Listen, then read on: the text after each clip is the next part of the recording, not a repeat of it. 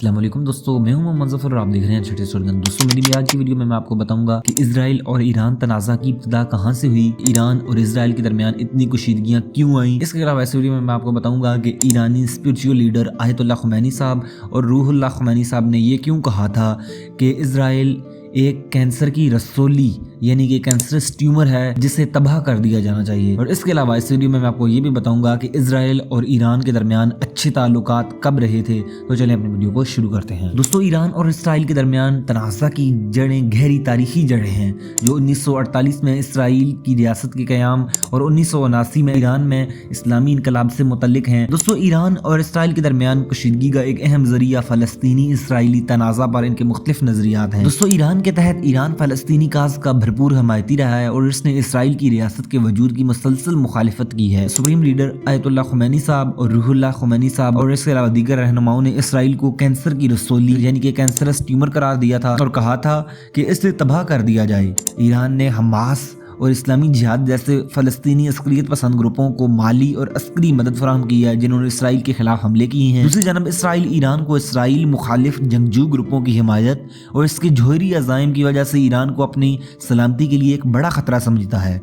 Israel Iran के जौहरी programme को अपने वजूद के लिए बराह रास्त ख़तरे के तौर पर देखता है और वो ईरान के जौहरी मुआहदे का खुला नाकिद रहा है जिस पर 2015 में पाबंदियों के नरमी के बदले ईरान के जौहरी सरगर्मियों को महदूद करने के लिए दस्तखत किए गए थे और इस सेक्शन को joint comprehensive plan of action कहा जाता है। दोस्तों ईरान और इसराइल के दरमियान तनाज़ा का एक और जरिया मशरिक़ वस्ता में इनके मुसाबकती मुफादात हैं। ईरान शाम, लबनान और यमन जैसे ममालिक में पराक्सी ग्रुपों की हिमायत के जरिए खित्ते में अपना असर और रसूख बढ़ा रहा है।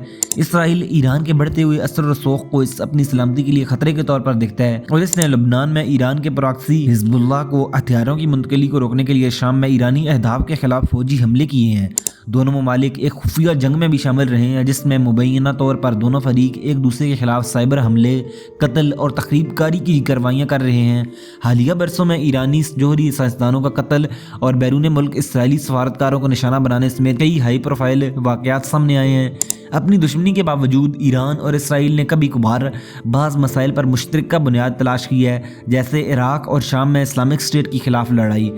तहम ताउन के ये लम्हात मुख्तसर दायराकार में महदूद रहे हैं क्योंकि इनकी बुनियादी इख्तलाफात इनके दरमियान तनाज़ात को जन्म देते रहे हैं। दोस्तों अभी हाल ही में यानी कि अप्रैल 2024 में ईरान ने इसराइल पर तकरीबन 200 ड्रोन्स वगैरह के जरिए हमला किया है और इसराइल के मुताबिक 300 ड्रोन्स वगैरह के जरिए हमला किया है। इस हमले के नतीजे में ईरान का कहना है कि हमने अपने तकरीबन 50% अहदाफ को निशाना बनाने में कामयाब हुए हैं, लेकिन इसराइल का कहना है कि वो 99% तकरीबन अपने अहदाफ को निशाना बनाने में नाकाम हुए हैं। लेकिन एक बात यहाँ पे ज़रूर है, तकरीबन $1 बिलियन का नुकसान इसराइल को अपने एयर डिफेंस में ज़रूर हुआ है। दोस्तों आखिर में यही आपको कहना चाहूँगा कि ईरान और इसराइल के दरमियान तनाज़ात की जड़ें गहरे नज़रियाती इख्तलाफात, इलाकाई ताकत की कशमकश और मुतज़ाद स्ट्रेटेजिक मुफादात में हैं। दोनों ममालिक एक दूसरे को अपनी सलामती के लिए ख़तरा समझते हैं और मशरिक़ वस्ता में असर और रसूख के लिए तवील अरसे से जारी जदोजहद में मसरूफ़ हैं।